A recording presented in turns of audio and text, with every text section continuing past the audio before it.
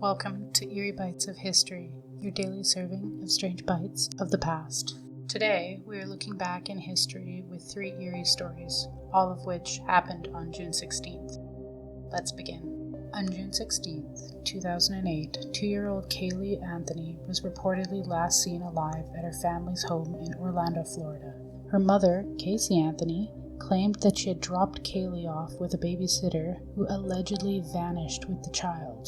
However, this individual was later revealed to be fictitious. What made the case even more disturbing was that Casey did not report Caylee missing for another 31 days. It was Caylee's grandmother, Cindy Anthony, who finally alerted authorities on July 15, 2008, after Casey had admitted she hasn't seen her daughter in over a month. That police call included Cindy's haunting statement, "It smells like there's been a dead body in the car." Casey was soon arrested and charged with child neglect, lying to the police, and later first-degree murder. Her behavior during the investigation, partying, entering a hot body contest, and appearing unbothered fueled public outrage and intense media scrutiny. Caylee's skeletal remains were found on December 11, 2008, in a woodland area half a mile from the Anthony home. The remains were found inside a trash bag, with duct tape found near the skull, fueling speculation that Caylee may have been murdered.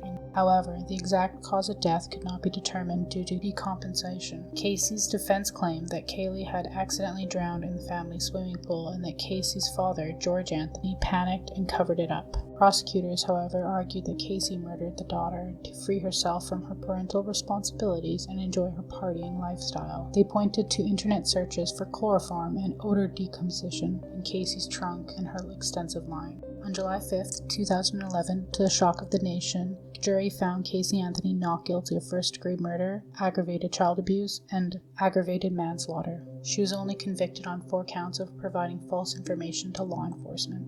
The case sparked debate about the media influence on the legal proceedings and remains subject to public fascination. So who really did kill Caylee? On June 16, 1963, Valentina Tereshkova, a 26-year-old former textile factory worker and amateur skydiver, made history when she launched aboard the Soviet spacecraft Vostok 6, becoming the first woman to travel into space. Her call sign was Chaika, meaning seagull, and her mission marked a groundbreaking moment not only for the Soviet Union, but for women worldwide. Tereshkova orbited the Earth 48 times over nearly 3 days, spending more time in space than all American astronauts combined up until that point. Her mission ran parallel to Volca 5, allowing for the first dual spaceflight operation. Her flight was not without complications, though many of which were kept hidden by the Soviet authorities for decades. She suffered from nausea, dizziness, and physical discomfort during her mission. Perhaps more concerning, it was later revealed that a critical error in the spacecraft control system would have sent her hurling away from Earth. Fortunately, she noticed the error and corrected the flight program herself, a heroic act that was kept secret for decades to protect the USSR's image and technical infallibility. Despite her trailblazing achievement, she never flew in space again, and for years women were effectively excluded from the future missions in the USSR. It would be another 19 years before another woman would enter space. Tereshkova remains a living icon and a reminder that even in the cold silence vacuum of space, some voices, especially the first of their kind, can echo forever.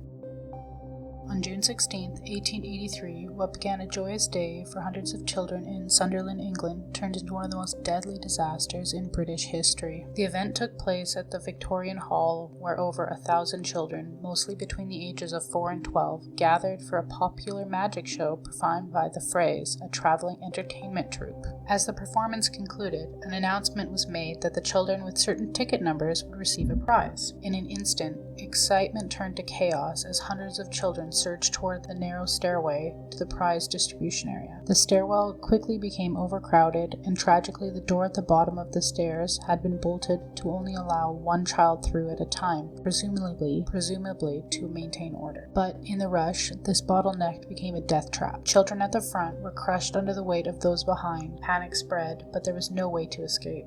By the time the adults managed to force the door open, 183 children had been crushed or asphyxiated to death. The city was devastated. Entire families lost multiple children. The deadly disaster struck a national nerve, prompting public outcry for accountability and reform. In the aftermath, there was an inquisition. though no one was criminally charged. The incident became a defining moment in public safety awareness. The disaster led directly to one of the most significant reforms in building safety in the 19th century. Emergency exits in public buildings were now required to open outwards and to be easily operatable from the inside without needing a key or deadbolt.